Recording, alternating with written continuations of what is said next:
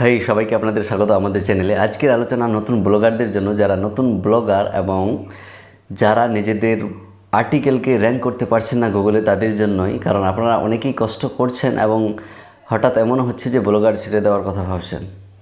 তো আমি বলবো এবং আমার রিকোয়েস্ট আপনাদের কাছে যে আপনারা ব্লগারকে ছাড়বেন না, আপনারা কাজটাকে কন্টিনিউ করুন এবং এই ভিডিওটি শেষ পর্যন্ত দেখুন যারা নতুন ব্লগার বিশেষ করে অবশ্যই। আর আমি যে টিপসগুলো বলবো, বিশেষ করে তো একটি টিপস আমি বলবোই আপনাদেরকে, আর অবশ্যই আপনাদেরকে সেই টিপসটি মাথায় রাখতে হবে এবং সেই টিপসটি নিয়ে কাজ করতে হবে। কারণ আপনারা যদি সেই টিপসটি নিয়ে কাজ না করেন তাহলে আপনারা ভিডিওটি স্কিপ করতে পারেন, ভিডিওটি ছেড়ে চলে যান। আই হ্যাভ নো মাইন্ড, আমি কিছু মনে করব না। কিন্তু আপনারা যদি সাকসেস পেতে চান ব্লগারে, আপনারা যদি আপনাদের আর্টিকেলকে গুগলের ফার্স্ট পেজ অথবা সেকেন্ড পেজের পজিশনে নিয়ে যেতে চান, আপনাদের আর্টিকেলকে র্যাঙ্ক করাতে চান, আপনাদের ওয়েবসাইটকে ইনক্রিজ করতে চান, তাহলে অবশ্যই এই ভিডিওটি শেষ পর্যন্ত দেখুন। আমি আপনাদের অবশ্যই একটি ভালো পরামর্শ দেব এবং সেটিকে মেনে চলে অবশ্যই আপনার ওয়েবসাইটে র্যাঙ্ক করবে। তো তাহলে চলুন সেই পরামর্শটি কী এবং সেই টিপসটি কী, তো ভিডিওটা শুরু করা যাক। প্রথমেই আমি আপনাদেরকে একটি টিপস দেবো, সেটা হলো যে ট্যাগ ব্যবহার করা। যে সমস্ত ব্লগার ভাইরা ট্যাগ ব্যবহার করছেন তারা ভিডিওটি স্কিপ করতে পারেন, কারণ তাদের র্যাঙ্ক করছে না, সেটা অন্য কোনো কারণও হতে পারে। কিন্তু বিশেষত যেটা সবথেকে বেশি কারণ এবং তার মধ্যেও উল্লেখযোগ্য 1 নম্বর পয়েন্ট, সেটা হচ্ছে ট্যাগ। অবশ্যই আপনাকে ট্যাগ ব্যবহার করতে হবে। এখন আরেকটা বিষয় এখানে উঠে আসে যে আপনি ট্যাগ যে ব্যবহার করবেন, ওখান থেকে তুলে নিয়ে এসে ট্যাগ ব্যবহার করে দিলেন। ট্যাগ ব্যবহার করারও সঠিক একটা নির্দিষ্ট জায়গা আছে আর্টিকেলের মধ্যে। আর্টিকেলের যে পজিশন লেখার, সেখানেও ট্যাগ ব্যবহারের জায়গা আছে, হেডার, হেডিং, মেজর হেডিং। তো সেই নিয়ে আরেকটা ভিডিও হবে, আপনারা অবশ্যই কমেন্ট করে আমাকে জানাবেন সেই ভিডিও চাইলে, সেটা নিয়ে আলাদা একটা ভিডিও। কিন্তু আজ আপনি ট্যাগ, ভালো ট্যাগ, সঠিক ট্যাগ কোথা থেকে ইনসার্ট করবেন, কোথায় ট্যাগ জেনারেট করবেন, এটাই সবথেকে বড় প্রশ্ন।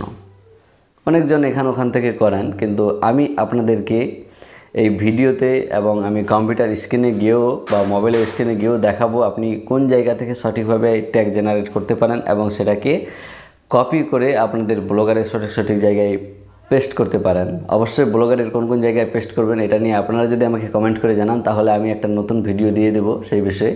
কিন্তু আজকের ভিডিওতে থাকবে আপনি ট্যাগ কোথা থেকে নিয়ে আসবেন। অবশ্যই আমার এই ট্রিক্সটাকে মেনে চলতে হবে, তাহলে আপনারা অবশ্যই সাকসেস পাবেন। যেরকম আমি প্রথমত আমারও এরকম সমস্যা ছিল, ট্যাগ কোথায় পাবো, কোথা থেকে ট্যাগ নিলে ভালো হবে, এরকম সমস্যা ছিল। কিন্তু এখন আমার ওয়েবসাইট ভালো র্যাঙ্কিংয়ে আছে এবং ভালো র্যাঙ্ক করে।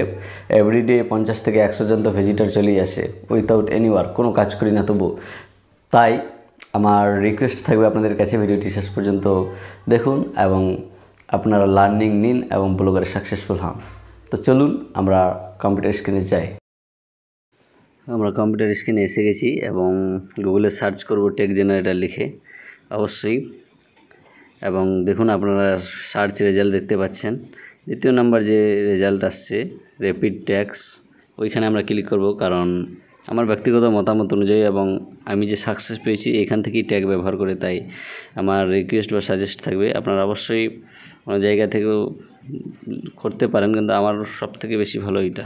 অবশ্যই আপনারা এখানে লিখবেন যে রিলেটিভ আপনার আর্টিকেল, সেই কোডগুলো।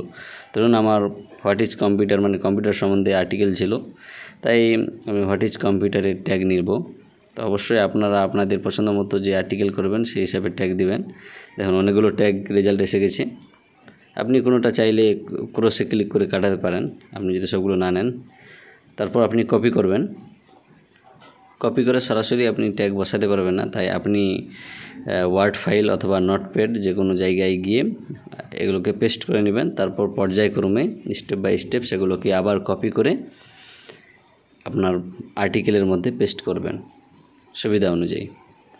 দেখুন আমি নোটপ্যাডে পেস্ট করে দিলাম। এবার ইচ্ছামতো আমি এটাকে কপি করে নিতে পারবো, আপনাদেরকে দেখানোর জন্য শুধু আমি ভিডিওটি করেছি ডেমো হিসেবে। তো দেখুন অবশ্যই আপনারা আশা করি ভিডিওটি বুঝতে পেরেছেন এবং চ্যানেলকে সাবস্ক্রাইব করে রাখুন, কারণ প্রতিটি তো ব্লগার রিলেটিভ ও টেকনিক্যাল রিলেটিভ ভিডিও এই চ্যানেলের মধ্যে পেয়ে যাবেন।